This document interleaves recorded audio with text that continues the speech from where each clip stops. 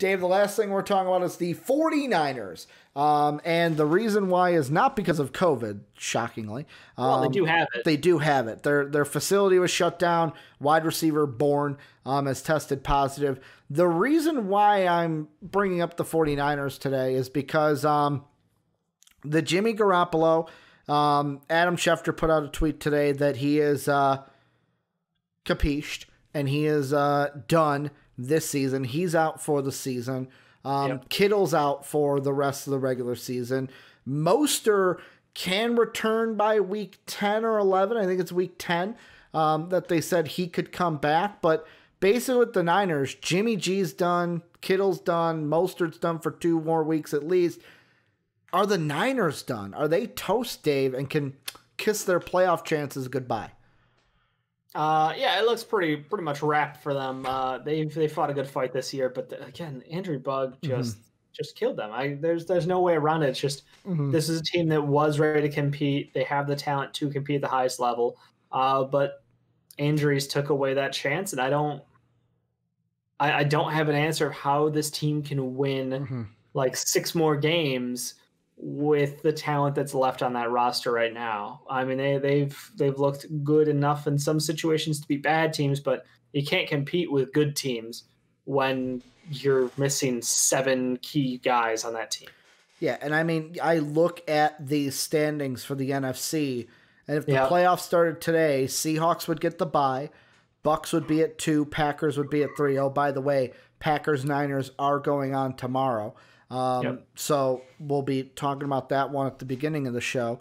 Then the Eagles, because the East is a mess. But then like you look at the 5, 6, and 7, the 3 wild card spots. The Saints are 5-2, the Cardinals are 5-2, and the Rams are 5-3. And I know that you're like, ooh, that 5-3, they're only 1 game back. The Bears are also there at 5-3. The Lions are also there at 3-4. So, I mean, I guess the Lions are still in it. Guess I wouldn't be saying that. To where it's like, I look at it and I go, if I'm the Niners without Jimmy G, can Nick Mullins beat your next 4 games? Packers, Saints, Rams, and Bills. Bills have struggled. Rams, if Goff sucks, you can win. But, like, your next 2 are losses in my mind. You're not beating the Packers. You're not beating Drew Brees at home. So, like, I agree. You're going to go to 4-6 and then have to try to come back and win. Yeah, it puts them in a really tough position. I don't believe there's a clear route out for them. I mean, if Nick Mullins turns into Steve Young, sure, but I mean you named off like 6 guys and they already were coming in this year not 100% healthy. So like, it's just too much. This is a team where, hey, great job. Let's see who's going to be on the team next year. Let's give the depth guys out there some time and find out who's a long-term player on this team. Yeah, like not just say cut Jimmy G, Eric.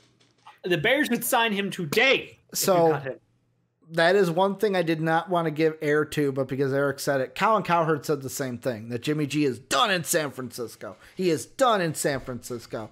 I say no, Jimmy G is good. Sign him. The Chicago Bears would sign him. The Jaguars would sign him.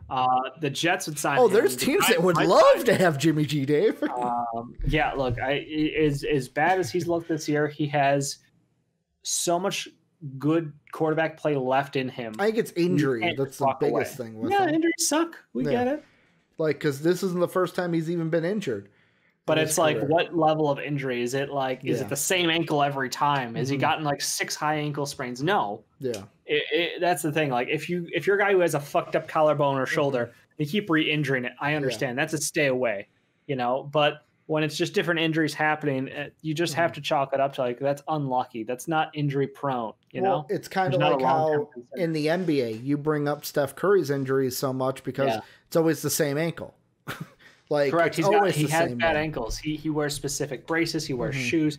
Everything he does is calculated around increasing and strengthening those ankles through drills, workouts, every supportive thing you can do for that. But like, that's a weakness that he has to live with. Yeah. And that will always be, there for him. So when it comes to Jimmy G, different world in my mind. I don't look at him the same way.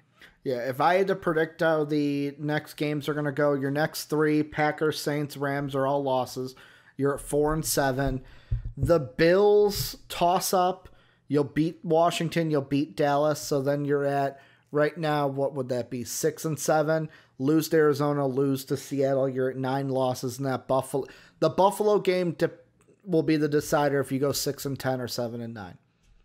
Like, this is not going to be a good year. Niners are done. I'm sorry for Niner fans because I was high on you guys at the beginning of the season. I had you, Seahawks, and Rams all at the top. Dave was the high one on the Cardinals. I should have bought in on them because they've only got 2 losses. Eric How says low 6 did I and have 10. the 49ers going? I'm just curious. I can look it up. We got time. Yeah. I feel like I love doing those predictions because I fucking we go back to it so much. I do like to reference because it's like, were they right? Were they wrong? Dave, was I right? That's basically what Dave wants to know. 100%. Because I know I was talking shit about some teams. I don't remember which The ones. Niners you did. I know you did with the Niners because I felt like I was low on the Niners compared to you. I might have had them at 6-10, like Eric's dropping out there. let's see. Going on. Let's see. Load it up. Come on. Loading up. We're stalling for time here. Eric, I love that you've been happy all show, jumping in the chat section. I was incredibly high on the Dolphins as well, who looks like I might be right. Even though I was wrong about their starter, I might be right at the end of the day. And that's all that matters is at the end of the day. It doesn't matter. Yeah, I had the Niners at 13-3. And the Cardinals at 6-10. Oh no, Ricky.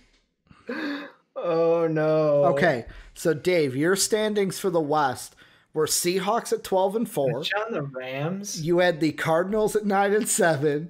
You had the 49ers at 9-7, and the Rams at 6-10.